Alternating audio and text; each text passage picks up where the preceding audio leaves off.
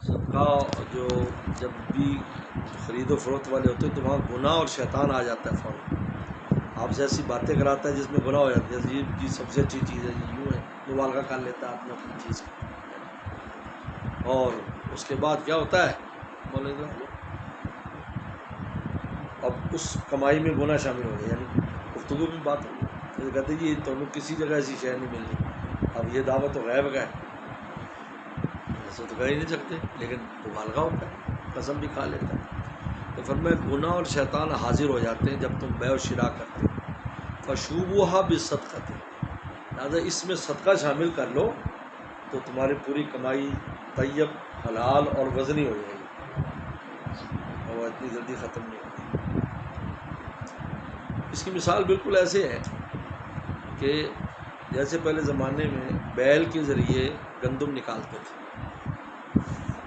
اب وہ بیل کبھی کبھی لید وغیرہ بھی کر دیتا تھا،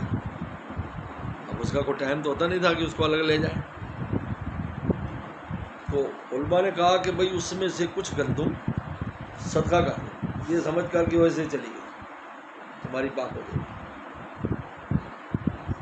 تو شوبوہا بالصدقۃ، اور میں صدقہ تھوڑا کر دوں، تھوڑا 10 20 50 100 ترتیب سے، روزانہ کی بنیاد پر کاروباریوں کو یہ رسول اللہ نے حکم دیا، لہٰذا وہ جب جو بقایا پیسے ہوں گے ان میں وزن آ جائے گا، جب پیسے میں وزن ہوتا ہے اسی کا نام برکت، وہ ختم نہیں ہوتا پھر آسانی سے، وہ ختم ہوتا ہے اس میں بے برکتی کی وجہ سے، اور بے برکتی چند چیزوں سے آتی ہے، ایک لالچ کی وجہ سے، لالچ کی بنیاد پر کوئی کمائی آئے گی اس میں برکت نہیں، دوسرا رازداری نہ ہونے کی وجہ سے، جب آپ گفتگو میں ہو میں نے اتنا کما لیا اور سب جو ختم، برکت ختم، برکت چھپی چیز میں ہوتی ہے، آپ کھلا دودھ رکھ دو 4 بندے دیکھ لیں، آپ اس دودھ کو اور جو ڈھکا ہوا دودھ اس کے زمین آسمان کا فرق ہے، رازداری نہیں، اور صدقے کا اہتمام کرو، صدقے کا اہتمام نہیں کرے گا ہمیں بتا اس میں گناہ، اور اس میں جو ہوا ہے ہمارا کمائی میں وہ اس کے اندر رہا ہے، وہ اس نے اس کو ہلکا کر دیا، اور جب نکال دیں گے صدقہ تو ثواب بھی صدقے کا مل گیا، اور ہماری جو باقی کمائی ہے وہ بھی وزنی ہو گئی، شوبوہا بالصدقۃ، یہ کاروباری لوگ اہتمام نہیں، جنہوں نے کیا دعائیں دیتے ہیں، کہتے ہیں حضرت آپ نے عجیب بات کی، کہ میں کاروباری نہیں ہوں لیکن کاروبار کے ان چیزوں کو جانتا ہوں،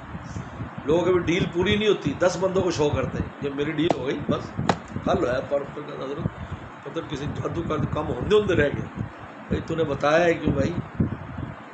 نے بتایا کیوں، صبر کرتا، جب کام پورا ہو جائے، ہتھے چڑھ جائے، جیب میں پیسے، ہاں جی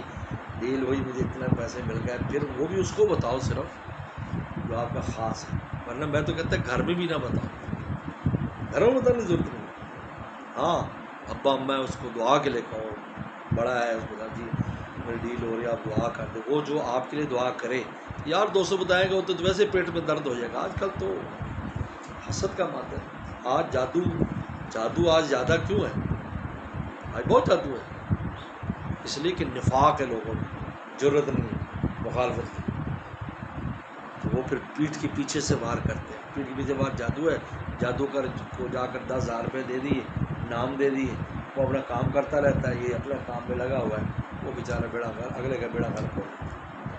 اور اوپر سے مل رہا ہے، میٹھا ہے، کھا رہا ہے، پی رہا ہے، سب کچھ کر رہا ہے، اور اندر یہ کام کر رہا ہے، جادو کا سلسلہ جاتا ہے، پہلے اس کی ضرورت نہیں تھی کیونکہ سامنے آتے تھے، مخالف ہے تو مخالف ہے، دوست ہے تو دوست ہے، لیکن آج وہ نہیں ہے، نفاق کا زمانہ ہے، تو بہرحال ان پر انشاءاللہ عمل کریں، ان باتوں پر اللہ تعالیٰ خوب برکت دے گا، چلو